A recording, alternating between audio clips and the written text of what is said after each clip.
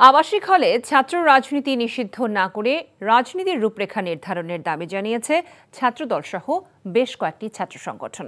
আর শিক্ষার্থীদের ভোটের মাধ্যমে নিষিদ্ধের বিষয়ে সিদ্ধান্ত নেওয়ার আহ্বান জানিয়েছে ইসলামী ছাত্র শিবির সহ অন্য সংগঠনগুলো।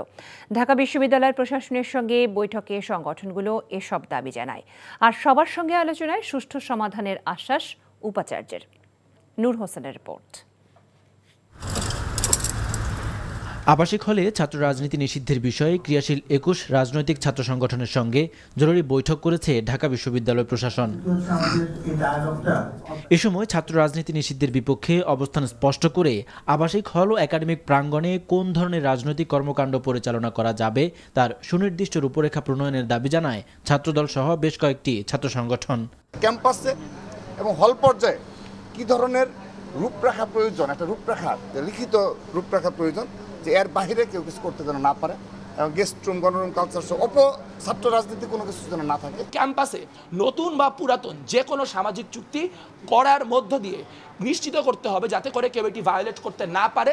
বিশ্ববিদ্যালয় ক্যাম্পাস ও আবাসিক হলে রাজনীতির ধরন কেমন হবে তা শিক্ষার্থীদের গণভোটের মাধ্যমে নির্ধারণের দাবি জানায় ছাত্র শিবির। তবে হল এলাকায় সব ধরনের সাংগঠনিক কাঠামোর বিরুদ্ধে গণতান্ত্রিক ছাত্র সংসদ। হলের রাজনীতির ফরম্যাটটা কেমন হবে এটার আনুমানিক একটা স্যাম্পল ধরে নিয়ে সবাইকে ইমেল করা, সেই ইমেলে ক্লিক করে ইয়েস নো ভোটের ভিত্তিতে সবাই যাতে মতামতটা নেওয়া হয়, মতামতটা নিয়ে একটা সুনির্দিষ্ট অধিকাংশ মতামত যে ফ্রেমওয়ার্কের দেয় সেই ফ্রেমওয়ার্কটা পাস করে যাতে আমাদের জন্য অ্যাভেলেবল করে দেওয়া হয়। আমরা হলে এবং একাডেমিক এরিয়ায় কোনো সাংগঠনিক কাঠামো কার্যক্রম রাখতে দিব না, আমরা সেটা চাই না। ছাত্র সংগঠনগুলোকে সাধারণ শিক্ষার্থীদের মুখোমুখি না করে সবার মতামতের আলোকে সুষ্ঠু সমাধানের আশ্বাস দেন উপাচার্য।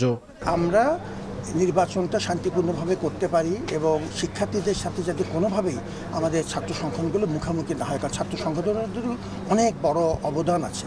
সুতরাং আমরা চেষ্টা করব যে কোনোভাবেই যেন আমরা নিবর্তনমূলক ব্যবস্থায় ফেরত না যাই এবং আমরা যেন এই নির্বাচনটা শান্তিপূর্ণভাবে সবাইকে সাথে নিয়ে করতে পারি। শিবির নেতাদের উপস্থিতির কারণে বৈঠক থেকে ওয়াকআউট করে ছাত্র ইউনিয়ন সহ ৫ বাম ছাত্র সংগঠন। Nur Hossain, NTV news, Dhaka. Bundle থাকলে প্রতি সেনমানিতে টাকা বাঁচবে। বিকাশ সেনমানি বান্ডেল কিনে জিতুন প্রতি লেনদেনে।